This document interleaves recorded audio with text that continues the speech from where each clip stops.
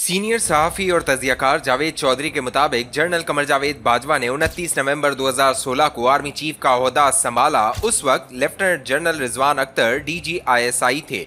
इन्हें इस ओहदे पर अभी 2 साल हुए थे। ये 7 नवंबर 2014 को जनरल ज़हीरुल इस्लाम के बाद DG बने थे। इनकी तकर्रुरी वजीर आजम मियां नवाज शरीफ ने की थी, लेकिन वजीर आजम पनामा और डॉन लीक्स की वजह से इनसे खुश नहीं थे। चुनाचा उन्होंने जनरल बाजवा से पहली मुलाकात में जनरल रिजवान अख्तर की जगह जनरल नवीद मुख्तार को DGI लगाने की फरमाइश कर दी। लेफ्टिनेंट जनरल नवीद मुख्तार नवाज शरीफ के रिश्तेदार थे। ये मरियम नवाज के समधी चौधरी मुनीर के बांझे हैं और इनके वालिद ब्रिगेडियर मुख्तार भी फौज में थे। जनरल बाजवा ने नवाज शरीफ की सिफारिश मान ली। उन्होंने जनरल रिजवान अख्तर को NDU भिजवा दिया और वजीर आजम ने लेफ्टिनेंट जनरल नवीद मुख्तार को DGI तैनात कर दिया। ताहम आर्मी चीफ ने मेजर जनरल फैज हमीद को DGC मुकर्रर कर दिया। DGC आर्मी चीफ और DGI के बाद इस्टेब्लिशमेंट में तीसरा अहम तरीन ओहदा होता है। जनरल फैज हमीद के ससुर brigadier retired Mohammad Farooq general Bajwa के ससुर major general retired Ejaz Amjad के दोस्त थे। लिहाजा जनरल बाजवा और जनरल फैज दोनों एक दूसरे के फैमिली फ्रेंड हैं। हम आज जनरल फैज हमीद से लाख इख्तलाफ करें, लेकिन इनमें एक कमाल की खूबी है, ये डिलीवर एक्सपर्ट हैं। इन्हें जो काम सौंप दिया जाए ये वो काम रिकॉर्ड मुद्दत में मुकम्मल करते हैं और इसका मलबा भी साफ कर देते हैं। इस्टेब्लिशमेंट में सियासतदानों और सियासी पार्टियों से सिर्फ DGI और DGC राब्ता करते हैं। जनरल रिजवान अख्तर ने अपने दौर में MQM को फारिग करके इसके पतन से 3 पार्टियां पैदा कर दी थी। लिहाजा ये इस जमाने में MQM एक्सपर्ट समझे जाते थे। ये NDU चले गए, लेकिन MQM से इनका राब्ता बरकरार रहा। ये राब्ता आर्मी क़यादत के नोटिस में आ गया। जनरल रिजवान को बुलाकर समझाया गया, उन्होंने वादा कर लिया, लेकिन ये बाज ना आए और MQM से मुसलसल राब्ते में रहे। चुनाचा इन्हें GHQ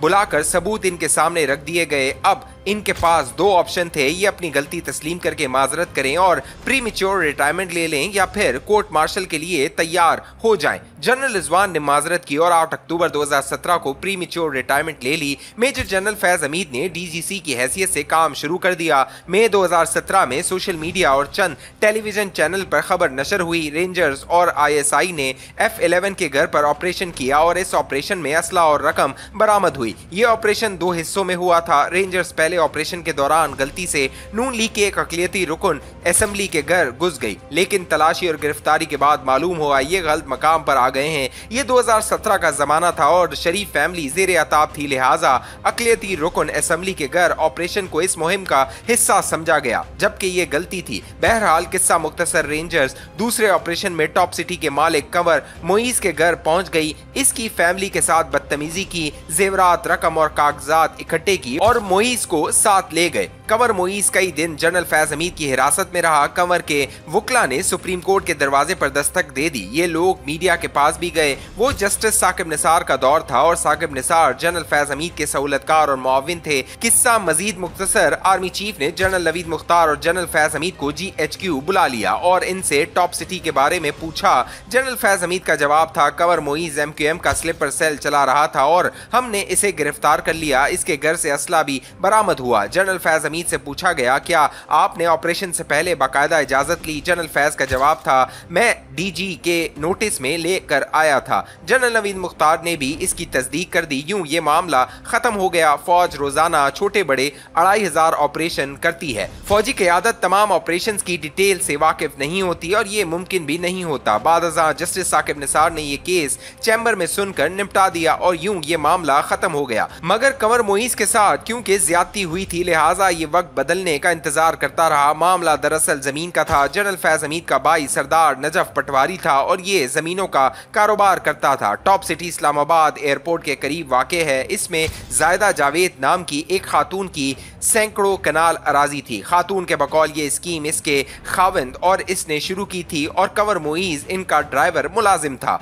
इसने इनके एतबार का नाजायज फायदा उठाकर स्कीम पर कब्जा कर लिया। इसका खाविंद ये सदमा बर्दाश्त न कर सका और फौत हो गया, वो स्कीम और जमीन की वापसी के लिए मुख्तलिफ बाअसर लोगों के पास जाती रही। इस सिलसिले में इसने जनरल फैज हमीद के भाई सरदार नजफ से भी राब्ता कर लिया और यूं दोनों भाइयों ने मौके का फायदा उठाने का फैसला कर लिया। कमर मोइज उर्दू स्पीकिंग है और इसका ताल्लुक कराची से है, लिहाजा इसे MKM का स्लीपर सेल करार देकर इसके घर छापा मार दिया गया और इसमें दोनों भाई 400 तोले सोना, हीरे, कीमती घड़ियां और रकम खा गए और इससे जमीन भी हथिया ली। बहरहाल किस्सा मुख्तसर, इमरान खान जनरल फैज हमीद और जस्टिस साकिब निसार की मदद से वजीर आजम बन गए और जनरल फैज स्याह व सफेद के मालिक हो गए। जनरल आसिम मुनीर DGI बन गए, लेकिन इमरान खान बात जनरल फैज की मानते थे। जनरल फैज ने साजिश करके जनरल आसिम मुनीर को हटवा दिया और इनके बाद इमरान खान ने इन्हें DGISI बना दिया, जिसके बाद जनरल फैज हमीद हुकूमत के मातहत न रहे बल्कि ये खुद हुकूमत बन गए और वजीर आजम, काबीना, अदलिया और पार्लियामेंट को चलाने लगे। उन्होंने पार्लियामेंट चलाने की जिम्मेदारी अपने एक पुराने दोस्त और साथी कर्नल रिटायर्ड लियाकत को सौंप दी थी। कर्नल लियाकत ने पार्लियामेंट हाउस में दफ्तर बनाया और ये हुकूमत और अपोजिशन दोनों को चलाने और दौड़ाने लगे। इस पर एक बार शाहिद खाकान अब्बासी ने एतराज करते हुए कहा था, हुकूमत अपने और हमारे अरकान को एक ही कर्नल के जरिए मैनेज कर रही है, ये हमारे साथ ज्यादती है, लिहाजा हमारे लिए अलग कर्नल का इंतजाम किया जाए। किस्सा मजीद मुख्तसर, जनरल फैज ने फर्स्ट लेडी बुशरा बीबी को भी शीशे में उतार लिया और ये भी इन पर अंधाधुन एतमाद करने लगी। जनरल फैज हमीद ने इस दौरान एक दिलचस्प प्लान बनाया। उन्होंने जनरल बाजवा को एक्सटेंशन के लिए तैयार किया। इसकी वजह यह थी कि जनरल बाजवा को 3 साल मिलने के बाद general Faiz Hamid army chief की दौड़ में शामिल हो सकते थे। इनका यह मंसूबा कामयाब हो गया, जिसके बाद ये वजीर आजम और फर्स्ट लेडी के मजीद करीब हो गए। इनका ख्याल था वजीर आजम जनरल बाजवा के बाद इन्हें आर्मी चीफ बना देंगे, ये इसके बाद नून लीग और पीपल्स पार्टी को जड़ों से उखाड़ देंगे, इनकी क़यादत के खिलाफ फैसले आएंगे और ये डिस्क्वालीफाई हो जाएंगे। जनरल फैज 2024 में इमरान खान को वजीर आजम बनवाएंगे, वजीर आजम इन्हें एक्सटेंशन देंगे और ये 2028 में इमरान खान को फारिग करके मार्शल लॉ लगा देंगे और यूं ये सदर प्यूटन बन जाएंगे। ये मामला इस सिमत में चल रहा था, लेकिन फिर इमरान खान की हिमाकतें सामने आने लगी। इसने आलमी सतह पर मुल्क के लिए मसाइल पैदा कर दिए। फौज अवाम में भी बुरी तरह बदनाम हो गई। फौज की सीनियर क़यादत को जनरल फैज हमीद के प्लान की भनक पड़ गई, जिसकी वजह से मामला खराब हो गए। फौजी क़यादत ने जनरल फैज हमीद को GHQ वापस बुलाने का फैसला कर लिया। ये इमरान खान को मंजूर नहीं था। उन्होंने शोर शुरू कर दिया। इन्हें बताया गया जनरल फैज जब तक 1 साल कोर कमांड न कर ले, ये आर्मी चीफ के लिए क्वालिफाई नहीं हो सकते। इमरान खान ने इसके जवाब में कहा, आप ISI को कोर डिक्लेयर कर दें। इन्हें बताया गया ये मुमकिन नहीं। खान का जवाब था, हमने आपको एक्सटेंशन देने के लिए कानून बदल दिया था, आप भी अब जनरल फैज और हमारे लिए आर्मी एक्ट में तब्दीली कर दें। इस जवाब के बाद आर्मी चीफ और वजीर आजम के दरमियान तल्ख कलामी हो गई। मामला नो रिटर्न तक पहुंच गया। बहरहाल किस्सा मजीद मुख्तसर,